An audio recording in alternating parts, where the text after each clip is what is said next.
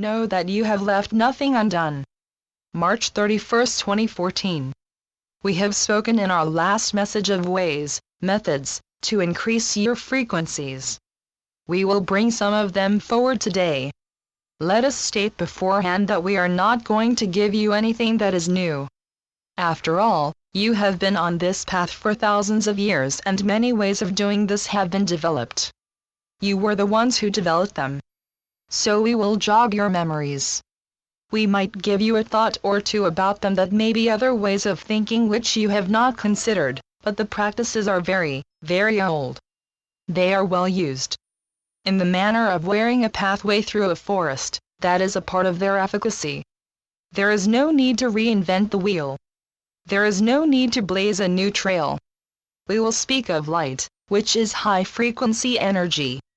We will speak of grounding. We will speak of your perceptions and understanding. We will recommend that you begin a daily practice if you do not currently have one. We also recommend that you do not beat yourself up for not having one, or for missing a day in your daily practice if you do have one. Remember, the whole purpose is to raise your frequency, and beating yourselves up will certainly not help that. Let us begin. We mentioned light as a frequency of energy.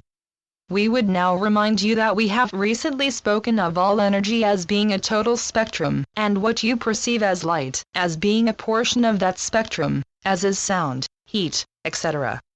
But for the purposes of this discussion, let's simplify things by referring to light, energy, love, and the ground of all being as being synonymous. We will make the terms interchangeable.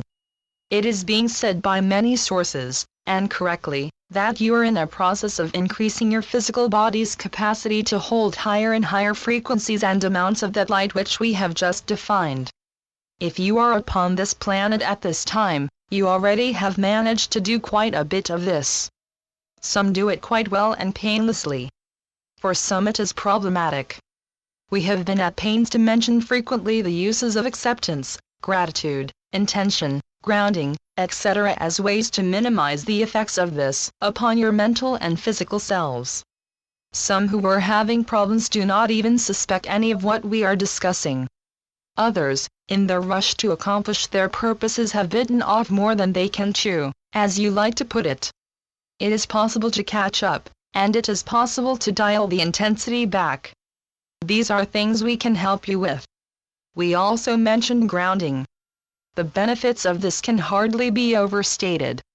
There are many ways this is being promoted now, from the simplicity of walking barefoot on your earth, to the relatively expensive earthing movement and its products.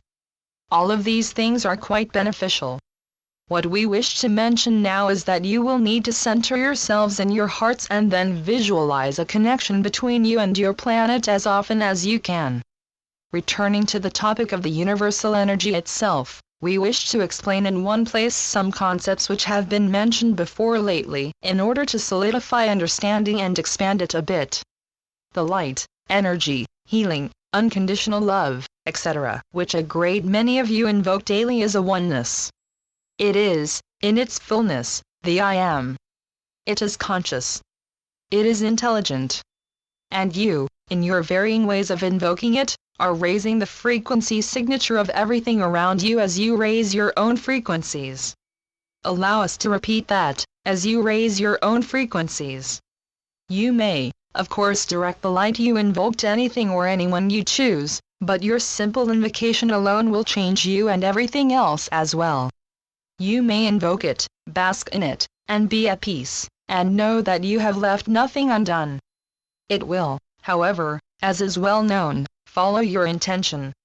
You may send concentrations of it to parts of your own physical beings, to emotions, other places, other people, other things, or even situations. What you cannot do is specify outcomes that are in opposition to the free will of others, or that would violate their chosen paths and contracts. It would be far better for your own progress to let the light itself figure out what is needed, and that is the point we intended to make with this entire paragraph. Also, please understand that when you set aside time to do these things, you are not so much bringing your guides, teachers, and whatever term you personally have for the deity closer, as you are bringing your awareness into alignment to what is already around you and a part of you. Again, let us repeat ourselves. It is a part of you. It is never somewhere else. It never goes away.